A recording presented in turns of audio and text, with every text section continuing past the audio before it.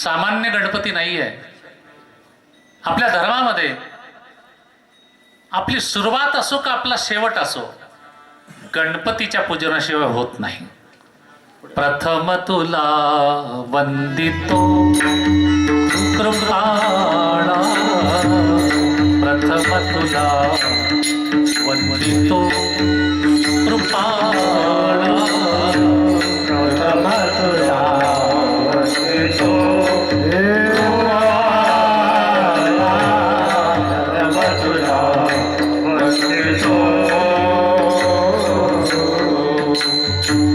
गजानना गणनाया, गजानना गणनाया,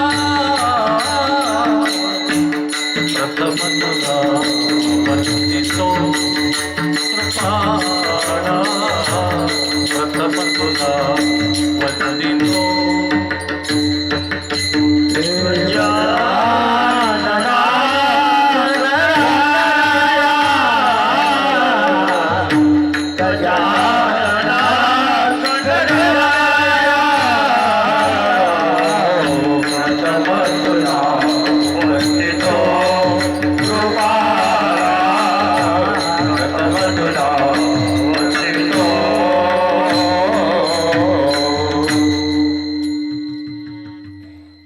आपल्या धर्मातील प्रथम पूजनीय देवता जे देव पंचायतन सांगितलेलं आहे, 5 मुख्य देवता आहे.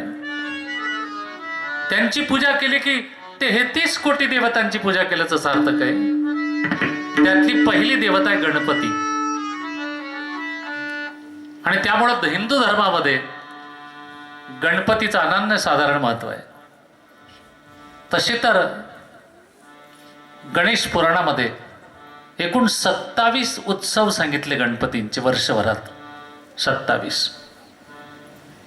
पण आपण महाराष्ट्रामध्ये 3 उत्सव प्रामुख्याने करतो. एक भाद्रपद महिन्यामध्ये 10 दिवस आपण गणपतीचं पूजन करतो. प्रत्येक गावागावामध्ये खेड्यापाड्यांमध्ये गणपती बसवले जातात. त्यानंतर पौष महिन्यामध्ये एक उत्सव असतो गणपतींचा, आणि एक उत्सव हा या माघ महिन्यामध्ये. असे 3 मुख्य उत्सव गणपतींचे आहे. गणपती ही बुद्धीची देवता आहे. गणपतीची मूर्ती जर तुम्ही बघितली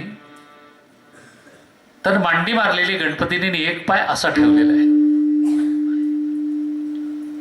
हे स्थिरतेचं प्रतीक आहे. ज्याची बुद्धी स्थिर असते त्याला जीवनामध्ये कोणतीच अडचण येत नाही. नेमकं काय झालंय की आपली बुद्धीच अस्थिर आहे, आणि अस्थिर बुद्धी ही कुबुद्धीकडे नेते. म्हणूनच तर संतांना मागावं लागलं. संतांनी मागितलं काय? दुर्बुद्धी ते मना, दुर्बुद्धी ते मना, दुर्बुद्धी ते मना, दुर्बुद्धी ते मना, दुर्बुद्धी ते मना, दुर्बुद्धी ते मना, दुर्बुद्धी ते मना, दुर्बुद्धी ते मना.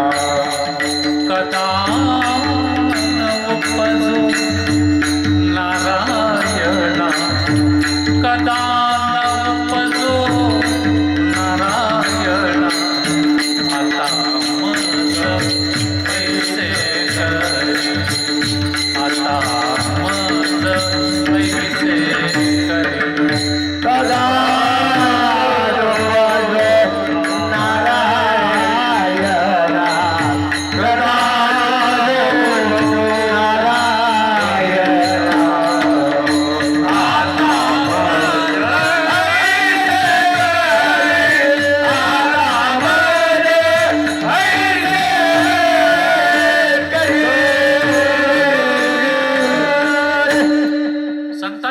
मागितलं देवाला की देवा आमची बुद्धी दुर्बुद्धी होऊ देऊ नको. कारण बुद्धी जर भ्रष्ट झाली, बुद्धी जर दुर्बुद्धी झाली, कुबुद्धी झाली, तर मग सगळ्या जीवनामध्ये येणारे जे काही घटना आहे जे दुःख आहे ते या दुर्बुद्धीने येत असतात. गणपती ही बुद्धीची देवता आहे, स्थिर बुद्धी आहे, म्हणून स्थिर बसलेले गणराज. आणि जो कोणी गणरायांना मनोभावे शरण जातो त्याला उत्तमातलं उत्तम देत असतात गणराज.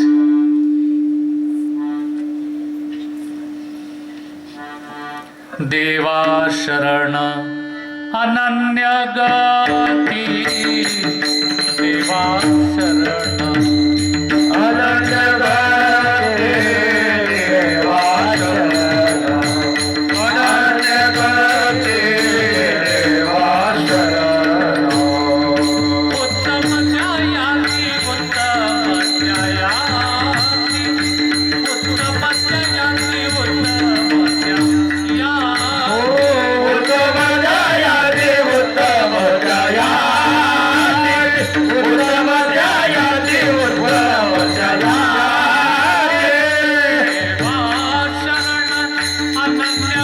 न्यायाची. देवा शरण अनन्य गती, देवा शरण अनन्य गती, उत्तम न्यायाची, उत्तम न्यायाची. देवा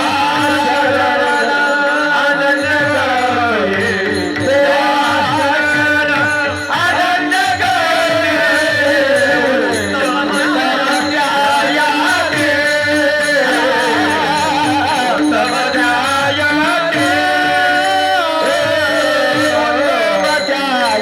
न्यायाची, देवा शरण अनन्य गती, देवा शरण अनन्य गती,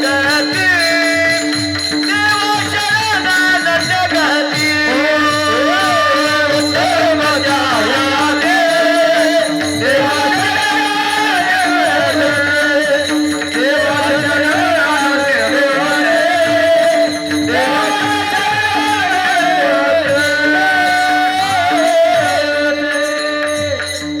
उत्तम त्या याती, देवा शरण अनन्य गती, नाही दुजा ठाव काही उत्तम मध्यम भाव. देवाला अनन्य गतीने जे शरण जातात त्यांना उत्तमत्व देतो परमात्मा.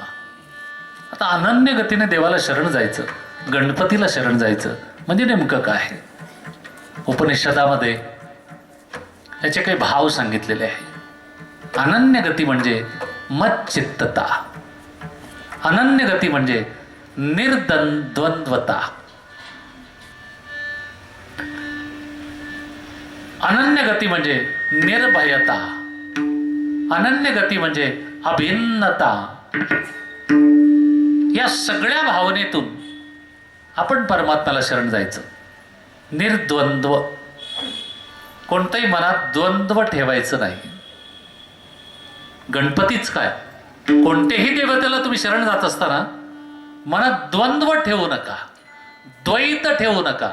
तसं पाहिलं तर वेदांत असं म्हणतो की द्वैत चालत नाही, पण अद्वैतही चालत नाही. भेदाभेद भ्रम अमंगळ, भेदाभेद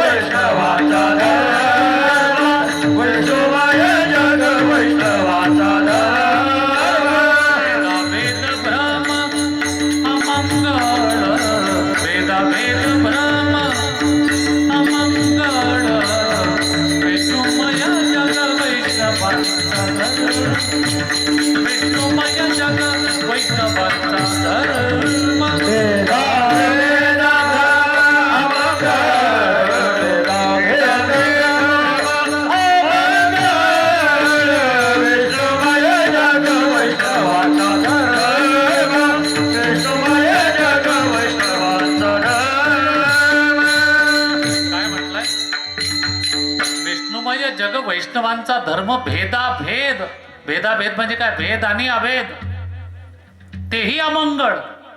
वेदांताला नाही चालत अभेद सुद्धा. का? अभेद का चालत नाही? अद्वैत का चालत नाही? त्याचं कारण आहे की अभेद झाला याचा अर्थ काय? अहम ब्रह्मास्मी या वाक्यावरती तुम्ही आरूढ झालात. मग अहम ब्रह्मास्मी म्हणत असताना अहम शिल्लक राहतोच, म्हणून अभेद नाही. देवाला प्राप्त, परब्रह्माची प्राप्ती करत असताना अहम सुद्धा शिल्लक राहण्याची गरज नाहीये. जर तो राहत असेल तर ते अभेदही चालत नाही. तेव्हा उत्तमत्व येत असते. उत्तम म्हणजे चांगलं, श्रेष्ठत्व. फार चांगले चांगले शब्द आपल्या भाषेमध्ये, पण त्या शब्दाचा योग्य ठिकाणी वापर न केल्यामुळे त्याचे अर्थ बदललेले. कीर्तन शब्द चांगला आहे का नाही? कीर्तन शब्द चांगला आहे. कीर्तनचा अंग होय अंग हरिरूप ब्रह्मीभूत काया होत असेल. कीर्तन शब्द चांगला आहे, त्याचा अर्थही खूप चांगला आहे, पण त्याचं अवमूल्यन काही ठिकाणी चुकीच्या ठिकाणी वापरल्यामुळे होत असते. एका घरी गेलो मी, कोणत्याही गावाला कीर्तनाला गेल्यानंतर काही लोकांची अपेक्षा असते की महाराजांनी आपल्या घरी यावं. महाराजांनी वाटलं की चला काय हरकत नाही यांच्या घरी जायला, पूजा करतील, थोडीफार देतील, त्या उद्देशाने महाराजही हो म्हणतात. कीर्तन संपल्यावर त्या बाईचा आग्रह, महाराज यायलाच पाहिजे तुम्ही आमच्या घरी, 5 मिनिटं काय येत नाही पण या. म्हटलं बाबा मला जायची घाई असते रात्री आणि मला किती अंतर जावं लागतं, मला पहाट होते, सकाळी सकाळी पोहोचतो मी घरी. नाही महाराज 5 मिनिटं तरी याच. गेलो. मुलं सगळी लहान लहान लेकरं झोपलेली. त्या बाईने पटापट सगळ्या मुलांना उठा उठा उठा उठा उठा. ते मुलं काही उठत नव्हते, जबरदस्तीने उठवलं आणि सांगितलं बाईने महाराज आले आपल्या घरी, कीर्तनकार महाराज, त्यांच्या पाया पडा, दर्शन घ्या. तर एक मुलगा म्हटला जा, नाही पडत. कमी अपमान आहे का महाराजाचा? तो मुलगा म्हटला जा, नाही पडत. त्या बाईने एक नाही दोन्ही नाही, एक कान फटात लगावले. मारल्यामुळं काय झालं, लेकरू लढायला लागलं. बाकीच्या मुलांनी दर्शन घेतलं, ते मुलगा रडायला लागला. ती बाई एवढ्याने ओरडली त्याच्यावर, बंद कर तुझं कीर्तन. तेव्हा मला कळलं की किरकिर करणे म्हणजे कीर्तन. What this nonsense. किरकिर करणं म्हणजे कीर्तन असते काय? रडणं म्हणजे कीर्तन असते काय? पण आता तुम्हाला काय सांगावं की रडणं म्हणजे कीर्तन नसते, हे तुम्हाला आम्ही सांगण्याचा अधिकार बी राहिला नाही, कारण आम्हीच रडायला लागलो आणि तुम्हाला रडवायला लागलो कीर्तनात. बरोबर आहे का? एंडी.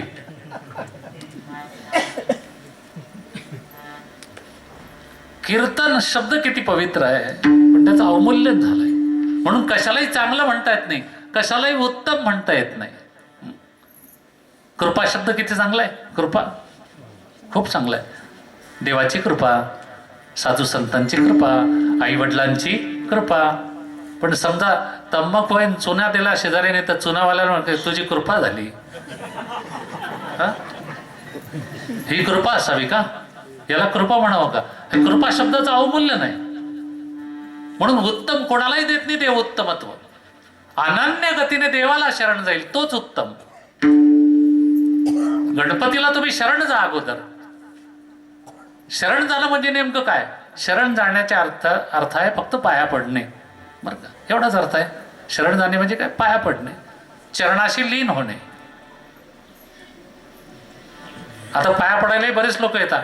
एक कोणतं गाव आहे बघा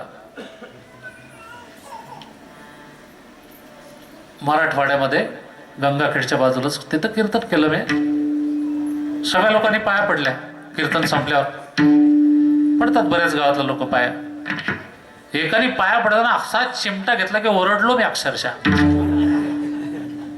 चिमटा घेतला त्याने. मी संयोजकांना विचारलं, म्हटलं का हो या माणसाने चिमटा? म्हणे महाराज तो प्रत्येक महाराजाला चिमटाच घेतो. आता पायाच पडला का नाही तो माणूस? चिमटा घेणारा सुद्धा पायाच पडला की नाही? पण पाया पडणे याचा अर्थ असा होत नाही की तुम्ही नुसतं वाकणे झुकणे नाही नाही. तुमची पाया पडण्याच्या मध्ये भावना काय आहे? कीर्तनकार महाराजाच्या पाया पडणे म्हणजे त्या महाराजांच्या पाया पडणे नाही, तो काही मोठा माणूस नाही, पण तो ज्या भावनेने त्याने कीर्तन केलं त्या भावनेला तो नमस्कार आहे, त्या भावनेला ते नम्रपणे होणं आहे. आणि ती भावना असते देवाची. कीर्तनकारांनी कीर्तनात काय सांगावं? देव सांगावा. आणि देव जर तो कीर्तनामध्ये सांगत असेल तर ती त्याची देव सांगण्याची भावना आहे, त्या भावनेला ते नमन आहे, ते पाया पडणं आहे, ते शरण जाणं आहे. म्हणून गणपतीकडे आता तुम्ही रोज जाणार, उद्यापासून रोज त्याची पूजा अर्चा करणार. तर जात असताना पहिल्यांदा बुद्धी स्थिर करून जा, कारण गणराज स्थिर बसलेले आहेत. जर तुम्ही अस्थिर असाल तर काही बिघडत नाही. एक दिवस पूजा नाही केली देवाची तर. ज्या दिवशी आपलं वातावरण अस्थिर असेल त्या दिवशी दुरूनच हात जोडा, पण त्याच्या समोर जाऊ नका.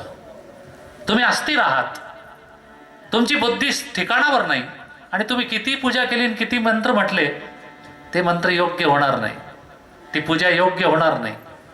म्हणून गणपतीच्या मंदिरात जाताना अगोदर स्थिर व्हा. स्थिर होणं म्हणजे काय? कुठलेही विचार देवा व्यतिरिक्त आपल्या मनात न ठेवणे, याला स्थिर होणं म्हणतात. आणि माणसाला खरं स्थिर कोण करते? आपलं मन. The mind is the measure of all things. आपलं मन माणसाला स्थिर करते. त्या मनाला अस्थिरता निर्माण झाली की तुम्ही कितीही देव भजला, किती त्याची पूजा केली, किती कीर्तन ऐकली देवाची, त्याला अर्थ उरत नाही. ते मन स्थिर व्हावं पहिले. मन स्थिर झाली की आपोआप बुद्धी स्थिर होते. कारण मनावरती, बुद्धीवरती मनाचा कंट्रोल आहे. बुद्धी खूप आहे माणसाजवळ, प्रचंड प्रमाणात भरली आहे, पण मन ती बुद्धी योग्य ठिकाणी लावू देत नाही. ज्या मनाने बुद्धीला योग्य वळण लावलं ते मन स्थिर असते आणि ते सरळ परमात्म्याला शरण जाणार असते. परमात्म्याला जोपर्यंत तुम्ही शरण जात नाही अनन्य भावाने, की दुसरा कुठलाही दुजा भाव माझ्या जीवनामध्ये नाही, उमटती ठसे ब्रह्मप्राप्ती अंगी दिसे, या पद्धतीने मी स्थिर झालोय. अगदी मी देह आहे, मी माणूस आहे हेच विसरलो. स्वतःला विसरल्यानंतर जेव्हा परमात्म्याकडे माणूस जातो तेव्हा परमात्मा आणि आपण एकरूप होत असतो. पण जोपर्यंत मी पूजा केली, मी प्राणप्रतिष्ठा केली, मी खर्च केला, मी सप्ताह केला, हा मी आला, तिथे सगळं संपलं. तुमच्या गावाला धन्यवाद द्यावे लागतात. कारण मी वारंवार धन्यवाद शब्द वापरतोय, कारण तुम्ही धन्यवादास पात्र आहात. त्याचं कारण एकमेव आहे की तुम्ही एकट्याने कोणी मंदिर बांधलं नाही. हे नाहीतर एवढं मंदिर बांधायला एक माणूस पुरे आहे. तुमच्याकडे नसेल मी आणून देतो. मी आणून देण्यापेक्षा मीच बांधून देतो. पण एकट्याने बांधलं तुम्ही, सगळ्यांनी मिळून बांधलं. सगळ्यांनी मिळून बांधल्यामुळे काय होईल? कोणीच म्हणणार नाही की मी बांधलं. विठ्ठल विठ्ठल.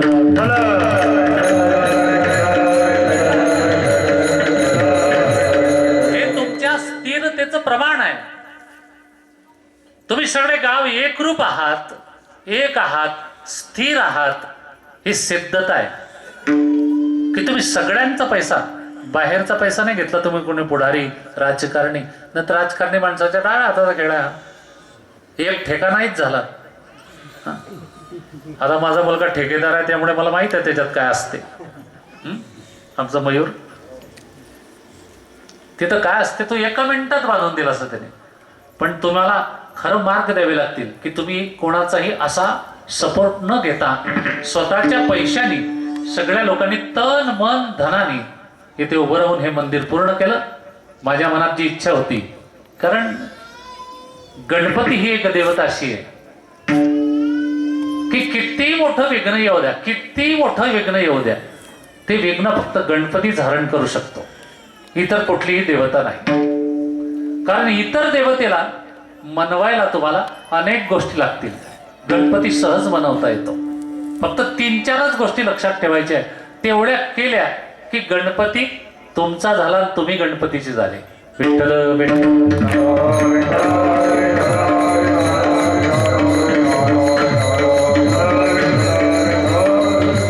म्हणून बुद्धी स्थिर ठेवा, अस्थिर होऊ देऊ नका. अस्थिर झाली की आपलं जीवनाचं वाटोळं होत असते. आज तरुणांकडे बुद्धी खूप आहे. त्याचं कारण आहे की इंटरनेट मीडियामुळं ज्ञान खूप जवळ आलं. इतकं जवळ आलंय की गुगल नावाचं एक इंजिन आहे मोबाईलमध्ये, गुगल. त्याच्यावरती तुम्ही फक्त टाईप करा, बस. तुमचं टाईप करण्यालाच वेळ लागेल. त्याच्या आत उत्तर तयार तिकडे. त्याचे पुढे ऍडव्हान्स ॲप आलं, AI. ते त्याच्यापेक्षा भारी आहे. आणि त्याच्यापेक्षा आणखी एक भारी आला आता, जेमिनी. तुम्ही जेमिनी समोर उभे राहा, मोबाईल समोर, आणि ऑन करा जेमिनी ॲप. ऑन केल्याबरोबर तुम्ही विचारा की माझ्या चेहऱ्यावरून आणि माझ्या उंचीवरून माझं वय तुम्हाला किती वाटते जेमिनी? फ्रॅक्शन्स ऑफ सेकंडमध्ये उत्तर दिल ते की करेक्ट. नुसता तुमचा फोटो पाहून तुमचं वय, तुमचा व्यवसाय काय हे जेमिनी सांगते. किती ज्ञान जवळ आलंय, किती ॲडव्हान्स टेक्नॉलॉजी आहे. तरुणांमध्ये या ज्ञानाची खूप क्रेज आहे. पण लक्षात ठेवा मित्रांनो, ते ज्ञान तुमचा चरितार्थ चालवण्यासाठी भलेही पुरेसा असेल, पण तुमच्या जीवनाची पूर्णता करण्यासाठी ते ज्ञान उपयोगाचं नाही. तुमच्या जीवनाच्या पूर्णतेचं ज्ञान हवं असेल तर ते ज्ञान पैगा बरवे. जरी का मनी अतिया नावे तरी संता या भजावे सर्वस्वी. तुमच्या जीवनाच्या पूर्णतेचं ज्ञान, तुमच्या बुद्धीला स्थिर करणारं ज्ञान जर तुम्हाला हवं असेल तर तुम्हाला संताची शरणागती स्वीकारावी लागेल. संताकडे यावं लागेल, ग्रंथांकडे यावं लागेल. तरच तुम्हाला तुमच्या जीवनाच्या पूर्णतेचं आणि उद्धाराचं, प्रगतीचं ज्ञान ते संत आणि ग्रंथ देऊ शकतील. विठ्ठल विठ्ठल.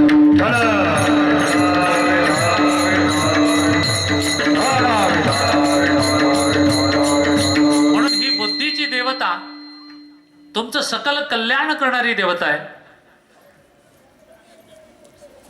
म्हणून या देवतेचं विशेष महत्व आपल्या देवपंचायतनामध्ये. आपल्यामध्ये गणपती म्हटल्यानंतर खूप उत्साह आहे. भाद्रपद महिन्यात तर एवढा उत्साह की बाप रे, डीजे लावतात, नाचतात मुलं. नाचा तुम्ही. गणपती सुद्धा नाचले, देव सुद्धा नाचले. शंकरजीने तांडव केलं, गणपतीने सुद्धा नृत्य केलं. गणराज रंगी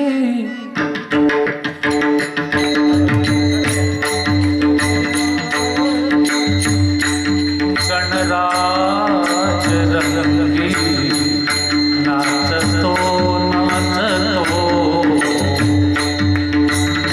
पायी घागऱ्या करीती धुन पायी घागऱ्या करीती धुन हात धरवी नाचतो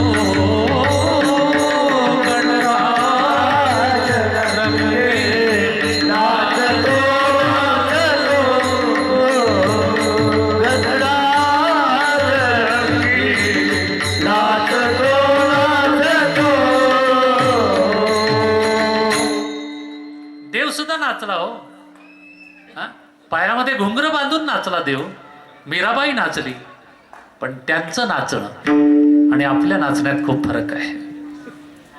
हरिपाठामध्ये ही छोटी छोटी मुलं, हे आमचे टाळकरी किती सुंदर पद्धतीने नाचतात. त्याच पद्धतीने आपण नाचावं. त्याच पद्धतीने आपण अभंग म्हणावे, भजन म्हणावे. पण आज भाद्रपद महिन्यामध्ये गणपती उत्सवामध्ये फार विचित्रपणा येऊ लागलेला आहे. तरुणांनी हे विशेष घ्यावं, कारण तरुणांचं हे गणपती फार मोठं दैवत आहे. बुद्धी स्थिर करावी, तर त्या स्थिर बुद्धीमध्ये सगळं सामावलं जाईल आणि त्याची अनन्य भावाने शरणागती स्वीकारावी. केवळ परीक्षा आली म्हणून गणपती अथर्वशीर्ष म्हणून उपयोगच नाही. रोजचा नित्यनेम असावा. नित्यनेम. ओम नमस्ते गणपतये त्वमेव प्रत्यक्षम तत्वमसि त्वमेव केवलम हर्तासि त्वमेव केवलम धर्तासि. बरं का, नित्यनेमाने हे अथर्वशीर्ष आपण म्हटलं पाहिजे, रामरक्षा म्हटली पाहिजे. तर ते त्या मंत्रामध्ये इतकी ताकद आहे की तुम्ही जे काही अभ्यास केला असेल तो तुम्हाला परीक्षा स्थळावर आठवल्याशिवाय राहणार नाही. त्याच्यासाठीच ते अथर्वशीर्ष आहे. पण केवळ परीक्षा आली म्हणून देवाकडे गेले, गणपतीची आराधना केली, त्याचा अथर्वशीर्ष म्हटलं म्हणून नाही तो पाहणार. आपल्याकडे नित्यनेम पाहिजे जीवनात. असं एकही घर नाही आपल्या देशामध्ये, फक्त महाराष्ट्रात नाही म्हणत मी, आपल्या देशात असं एकही घर नसेल की ज्या घरात गणपतीची मूर्ती नसेल. प्रत्येक घरामध्ये गणपतीची मूर्ती आहे, पण गणपतीची आराधना आपण करत नाही पाहिजे तशी. किती किती वेळ उभं राहावं लागते देवासमोर, निमिष मात्र, निमिष मात्र. कोणी म्हणत नाही की तुम्ही 2 तास पूजा करत बसा. ज्यांचं नित्यनेम आहे त्यांनी करावी. मंत्रोच्चार करायला वेळच लागतो, पण मंत्रोच्चार न करताही तुम्हाला त्या परमात्म्याचं पूजा करता येते. मानस पूजा म्हणतात तिला. ती मानस पूजा जरी केली तर ती स्थिर बुद्धीतून करा, तर तो गणराज असा आहे की तुमच्यावर कृपा करेल. तुमच्यावरती विघ्न येऊ देणार नाही, संकट येऊ देणार नाही. गणपतीचं पोट जर आपण पाहिलं त्याला लंबोदर म्हणतात. लंबोदर पीतांबर फणीवर बंधन सरळ सोडून दास रामाचा वाटपा हे सदना संकटी पावावे निर्वाणे रक्षा सुरवर वंदना. जय देव जय देव जय देव जय देव जय मंगल श्री श्रीराज दर्शन मागे बळ मागे बळ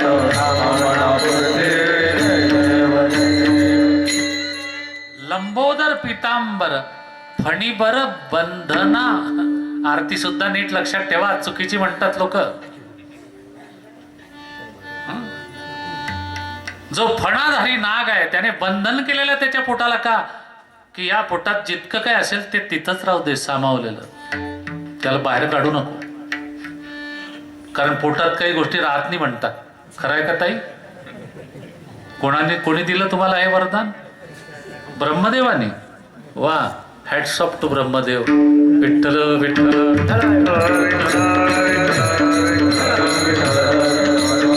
गणपतीच्या मूर्तीची प्राणप्रतिष्ठा करता हे लक्षात ठेवा की काही चुकीच्या गोष्टी आल्या असतील आपल्यापर्यंत, येतात. कान बंद ठेवू शकत नाही तुम्ही. रस्त्याने चालता चालता तुमचे कान बंद करून नाही चालता येत. त्या कानातून काही गोष्टी तुमच्या प्रवेश होतील मध्ये आत, पोटापर्यंत येतील, पण त्या पोटातच साठवा. तर दुःख होणार नाही, क्लेश होणार नाही तुम्हाला. त्या जर बाहेर काढत गेले तर त्या माणसाविषयी तुमच्या मनामध्ये द्वेष निर्माण होईल. लंबोदर, हे उदर इतकं मोठं होऊ द्या, इतकं मोठं होऊ द्या की त्याच्यात किती गोष्टी चुकीच्या चांगल्या किती येऊ द्या, त्या साठवता आल्या पाहिजे. लंबोदर म्हणून तो परमात्मा मोठं पोट असलेला आहे.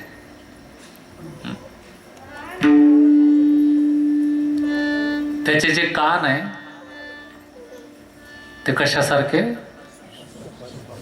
हा, सुपासारखे. डुकरासारखे कोणीच नाही म्हटलं. माझी अपेक्षा होती की एखाद्या तरी म्हणायला पाहिजे होतं की डुकरासारखे कान आहे. डुकराचे कान कसे असतात माहिती? खाली झुकलेले. वराह खाली झुकलेले. का? हे एकमेव प्राणी असा आहे, एकमेव देव असा आहे की त्याचं पृथ्वीवर लक्ष आहे, तो जमिनीवर आहे. आपण जमिनीवर नाही आहे. जमिनीवर असतो तर आपल्यामध्ये अभिमान झालाच नसता. चिंतामणी देवासारखा भक्ती करताना सुद्धा अभिमान होतोय की मी अशा प्रकारचे मंत्र म्हणतो, मी अशा प्रकारचं कीर्तन करतो, मी अशा प्रकारची वारी करतो, मी अशा प्रकारचं अन्नदान करतो, हा अभिमान होऊ लागलेला आहे.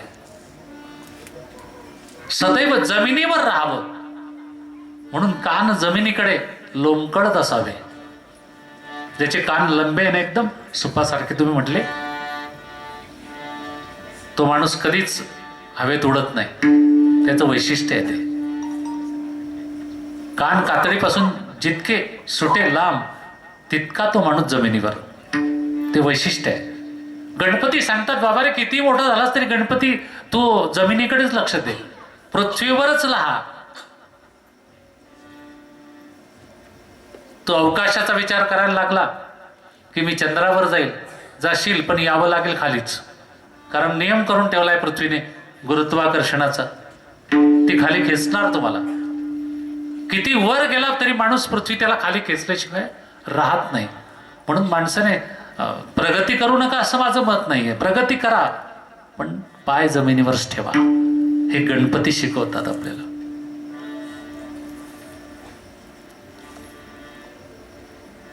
डोळ्यांकडे पाहिलं तुम्ही वरतीच्या, अतिशय सूक्ष्म बारीक आहे डोळे गणपतीचे. का? सूक्ष्म डोळ्यांनी अधिक चांगलं दिसते. सूक्ष्म डोळ्यांनी प्रत्येक गोष्टीचं बारकाईने पृथक्करण करता येते. जितके डोळे बारीक तितकी त्या माणसाची नजर साफ, स्वच्छ, सुधरी. बारीक डोळ्याचा माणूस पाहतो मी खूप हुशार असतो. त्याला जास्त सांगावं लागत नाही. त्याने नुसतं एखाद्या माणसाकडे पाहिलं की तो ओळखून घेतो की या माणसाची याचा क्लास काय आहे. बारीक डोळ्यावाला सूक्ष्म नजर असते त्याची. प्रत्येक गोष्टीकडे आपली नजर सूक्ष्म असावी. प्रत्येक गोष्टीचं नियोजन करताना सूक्ष्मातल्या सूक्ष्म गोष्टीकडे आपलं लक्ष असावं. ते आपल्यापासून दूर होता कामा नये. इतका सूक्ष्मतेचा अभ्यास आपल्यामध्ये येण्यासाठी गणपती आपल्याला निर्देशित करतात. बाबा रे, छोट्या छोट्या गोष्टींकडे पण लक्ष दे, बारीक बारीक गोष्टीकडे पण लक्ष दे. वाटतात बारीक पण त्या खूप मोठा रूप धारण करू शकतात. गणपती आपल्याला हे शिकवताय. आणि त्या गणपतीची पूजा करत असताना, त्याची आराधना करत असताना, प्रार्थना करत असताना शुद्ध भावाने, निगर्वीपणाने जर केली तरच गणपती कृपा करतात. नाहीतर तुकोबाराच्या अभंगामध्ये एका भक्ताची हकीकत सांगताय पहिल्या चरणात. चिंतामणी देवा गणपती से आला, चिंतामणी देवा गणपती से आला, चिंतामणी देवा गणपती से आला, चिंतामणी देवा गणपती से आला, गणपती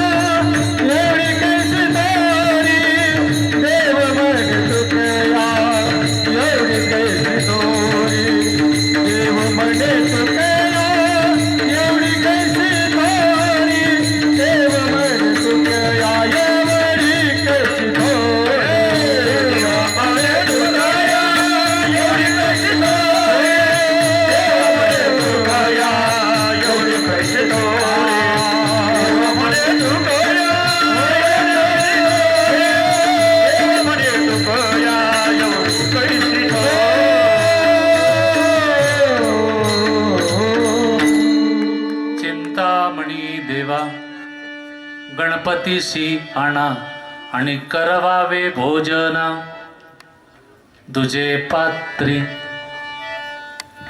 चिंतामणी देव हा गणरायांचा एक असीम भक्त होता. पुण्याजवळच चिंचोले नावाचं एक गाव आहे, चिंचोले, या गावचा चिंतामणी देव. त्याला एकदा माहिती मिळाली की आपल्याच परिसरामध्ये संत तुकाराम महाराज नावाचे एक फार मोठे विठ्ठलाचे भक्त आहे. ते म्हणले की विघ्नहर्ता गणरायाचा मी इतका जवळचा भक्त असून माझी जितकी प्रसिद्धी नाही, मला जितकं महत्व नाही, की तो जगद्गुरू तुकाराम महाराजांना कसं काय, हे जगद्गुरू कसे काय म्हणले जातात, असं काय कार्य आहे यांचं.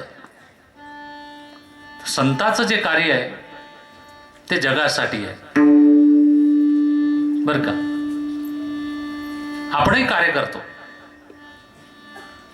मी जे कार्य करत असेल ते माझ्या घरासाठी आहे, म्हणून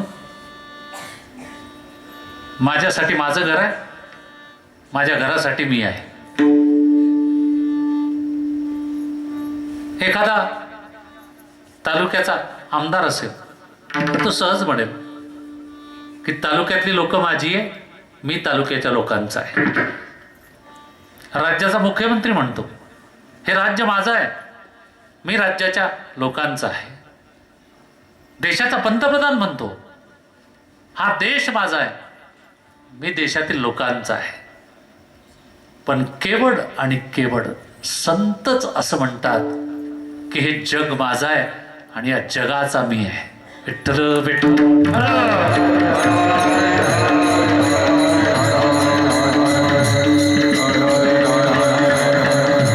जगाच्या कल्याण संतांच्या विभूती,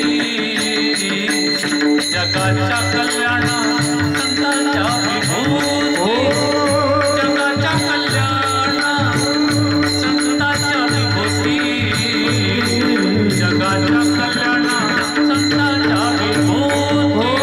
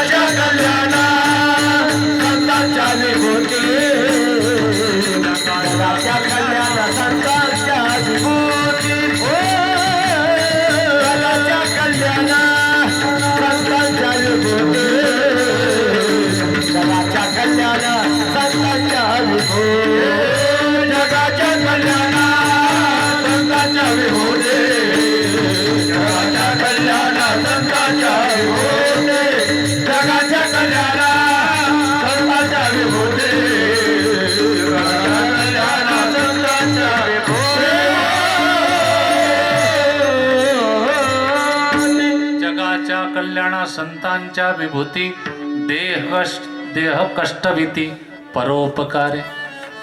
जगाचं कल्याण कशाने होईल, हित कशाने होईल, याच्यासाठी जे सदैव झटत असतात त्यांना संत म्हणतात. आणि मग एवढं मोठं जगाच्या हिताचा विचार करणारा असा जगद्गुरू तुकोबराय कोण आहे, म्हणून निमंत्रण पाठवलं चिंतामणी देवाने देहूला की तुकोबराय एकदा आमच्याकडे या. संतांना मान अपमान या गोष्टी नसतात. आमंत्रण आलं.